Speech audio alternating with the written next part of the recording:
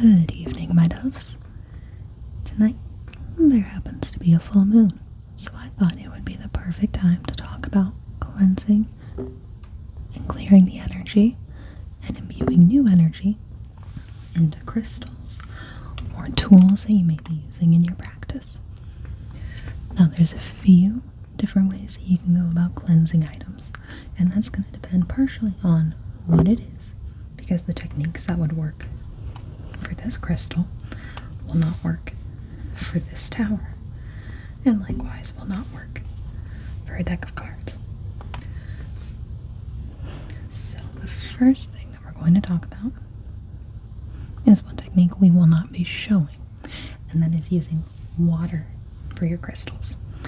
Now, usually if you're going to use water, you want to use something like moon water, so water that was left out during a full moon and purified with its energy for use in rituals like cleansing other objects, or water with Dead Sea salt in it, for instance.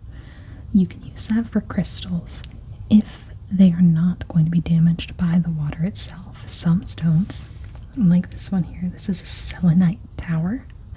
This cannot be put in water. If you notice the striations in the crystal, the pattern, the water will actually wear it away over time and cause these lines to actually start deepening and the crystal to start breaking apart. And we don't want that. Likewise, you do not want to put this one in salt because it is very soft, so it's very easily scratched by using just plain salt in a dish as a purifying agent. So those are two things you want to avoid with softer stones such as selenite. However, regular quartz, like this clear quartz right here, very hard, very durable, often used actually to polish other lower quality stones in a powder form. They can use water, salt, other things like that for purification purposes because they are harder and they can stand up to it. Obviously, I don't have to tell you why sticking a deck of cards in water is not a good idea. Second option that we can talk about is going to be using incense. Now, I like using my cones.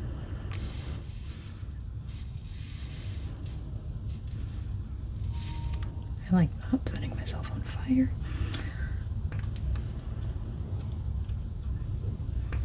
Turn that off, put that down.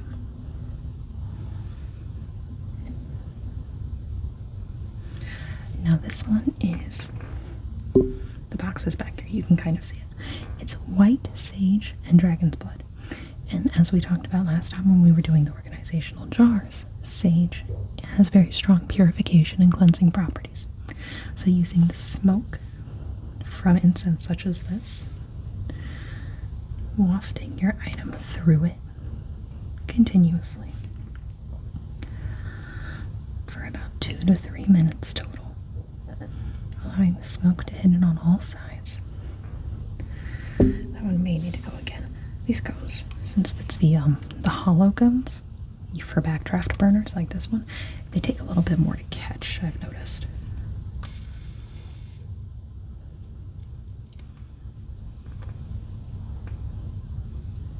I may do it, but I still might have to hit it again.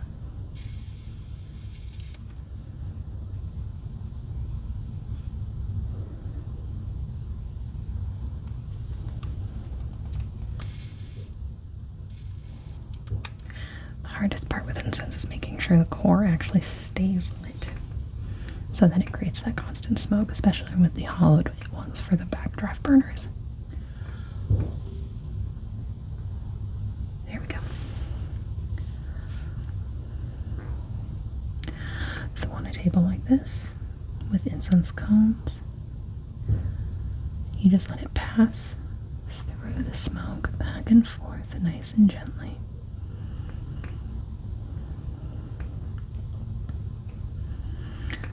Or, if you prefer using actual smudging wands, a smudge stick like this one is also dragon's blood and white sage, coincidentally.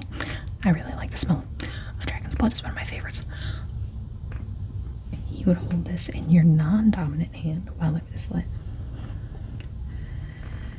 And in a similar fashion, you would then pass it through the smoke. I really want to set myself on fire today. I keep putting my hands like 2 inches away from the candles.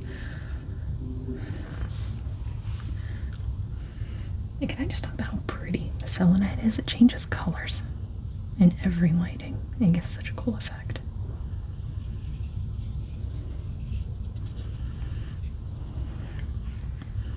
And it is just a joy to handle. This was actually a Christmas gift, as were the cards from 2 different people. So I think they both know me pretty well. But you just continue passing the item through the smoke.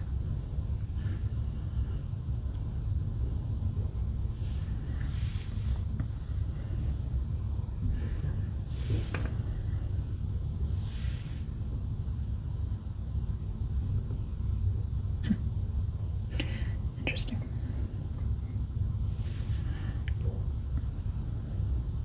That one's not doing the waterfall effect today, but if it was, because it has a spout on the bottom here, I could put the cards underneath it. Ah, heck. Today's really not my day. I dropped about 6 things right before I started filming. This one I'm just hoping I don't set the whole place on fire. But I would put the item I want underneath it so the incense could flow over it with it being a backdraft burner.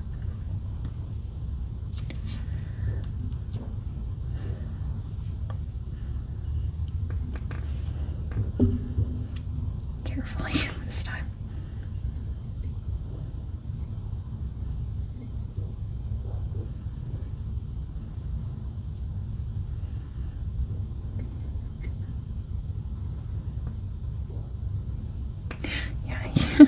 I didn't even notice at first. I knocked this over earlier too because I knocked over one of my light stands.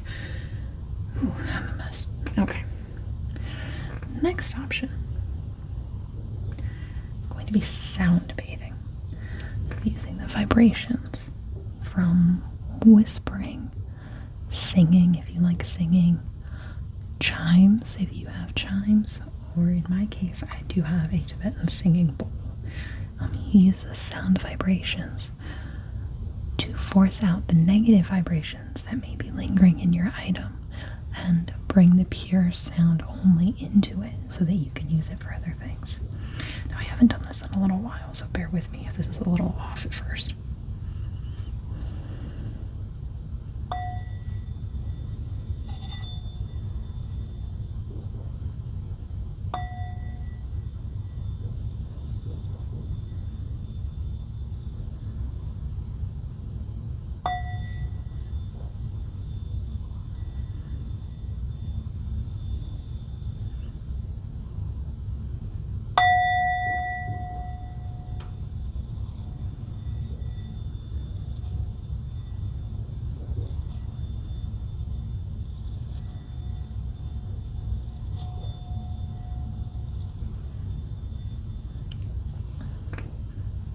That last one I hit it pretty well. Let's try one more.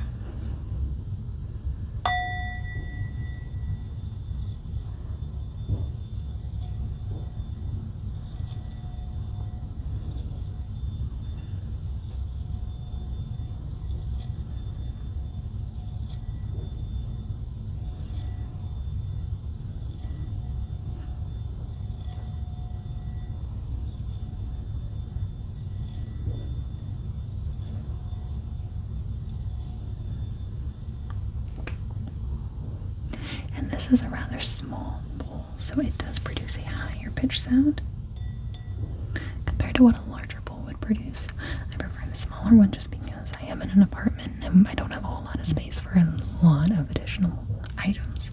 So this fits really nicely on my desk. And it's got a really pretty design.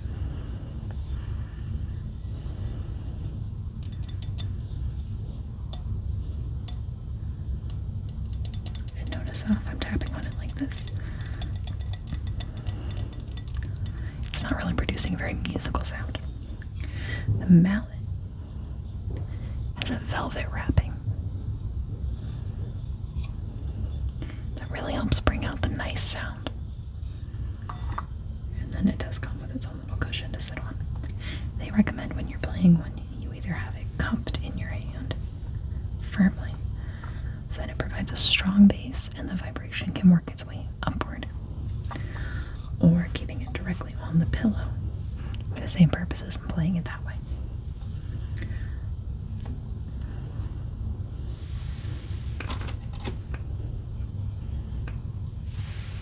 But that is sound bathing. Oh, the incense is finally working.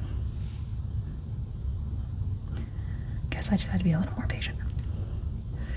Next option would be using earth to cleanse, especially for crystals. Highly recommended using earth. However, again, I'm in an apartment.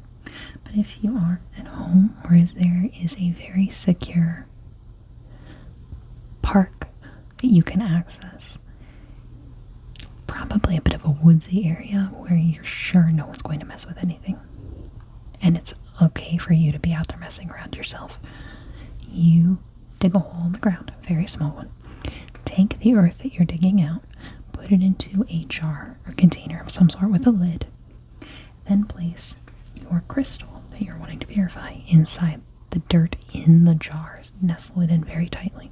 Shut the lid, bury it, wait at least a week, and then come back, dig it up again, and it is going to be purified for use. Now, again, it really helps if you own your home or live somewhere that has a very secure private yard. I live in an apartment, so no go there. Another one I can't show you. But it is a great option if you have your own garden space. Last option, and probably my favorite, especially when it comes to cards, is on a night like tonight, full moon usually, just place your items directly in moonlight and allow the moon to purify and charge them. You can do that for moon water. That technique is preferred if you're a person that likes to purify tarot cards. This is actually a deck of oracle cards. So very similar to tarot cards, usually very positive affirmations. Not as many potential outcomes as tarot cards, but they are very fun to work with.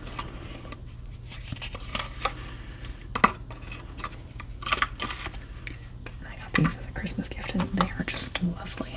I love the art that's on them. Some people don't purify their tarot cards in such a manner with that kind of energy. They will do other rituals, but I prefer using the moon energy to purify my tarot cards, oracle cards, anything I'm going to be working with in that nature, because I feel like moon energy is what I am able to feel most connected to. I'm very much a night owl, so it really satisfies me. It makes me feel more connected to my cards, and like they have no bias from my personal energy at that point once it's finished, but I feel in tune with them at that point.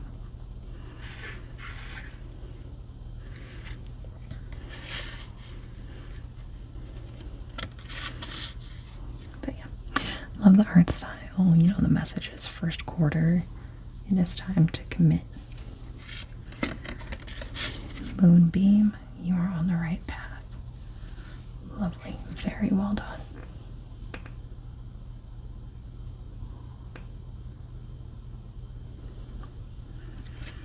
Not as many cards as a full deck of tarot cards, so I wouldn't recommend doing anything more than a 3-card pull with these, plus less meanings, because again, they're all very positive affirmations or directional for the most part. So you're not going to be able to do a super complicated 11-card pull with a bunch of different outcomes and stuff like that, like you would with a regular tarot deck. But oracle decks are very fun. This is the box for this one. They're called Moon Witch Oracle cards. If you like the art style, they're from Cosmic Valeria is the brand. There's no way it's going to focus till you read that.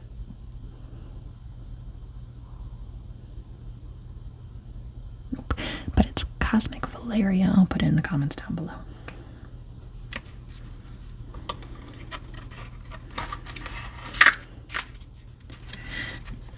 last method we will talk about, and this is more for charging crystals and other devices that you work with, is going to be simply visualization or personal vibration. That one's a bit more of an advanced step. So if you have recently purified yourself, taken like a purification bath or done anything of that nature, finished a really great meditation regimen, and you're feeling very, very in tune with yourself, with outside energies, and you're very clear-headed, you probably could make it work. I usually am just way too scatterbrained, too much going on up in the noggin, to effectively just use visualization to purify and give intention to my crystals. I always need outside help. There's nothing wrong with that. Nothing wrong with using other tools, natural forces, to charge your crystals, as long as you can read the energy and you are confidently able to direct it to get the outcome you desire. That is perfectly fine. Not all of us can be at that higher level meditative state. It's tricky to get into. But I am going to go ahead and, let's see, it is dead winter. We are looking at the Cancer moon, 6th of January right now. So I am in the northern hemisphere. And fun thing, my apartment actually runs east to west. I have my compass here. And you can see my desk is facing south right now. So east is this way. The skylight that is directly above me is not going to get any moonlight this part of the year. Late spring, summer, and very early fall, the moon comes through this skylight over here, where my desk is. So for those months, I don't even have to move anything. I just put it at this part of my desk, so it's a little bit further over. It gets the moonbeams all night.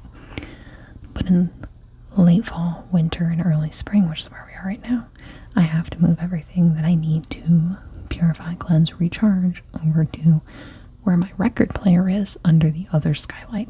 So, movie magic time. We're gonna go scoot, take a look. Alright, and I have everything set up on the side of my record player. The light's gonna come straight through that window as soon as these clouds disappear, that is, and spend a few hours charging everything up. I have the selenite tower. I have my new deck of cards. I have the crystal on top to help conduct the moon energy to the cards. That's an optional step, but I feel like it works a little bit better for things such as cards that don't really have their own energy draw. The crystal just helps amplify. And then I also have my amethyst pendulum. I'm just recharging this one. It's been a while since I've used it, so I wanted to bring it out, give it a little bit of love, a little bit of clear energy, and we'll probably do something with that very soon. But I hope you have a fantastic full moon, and as always, have a wonderful night.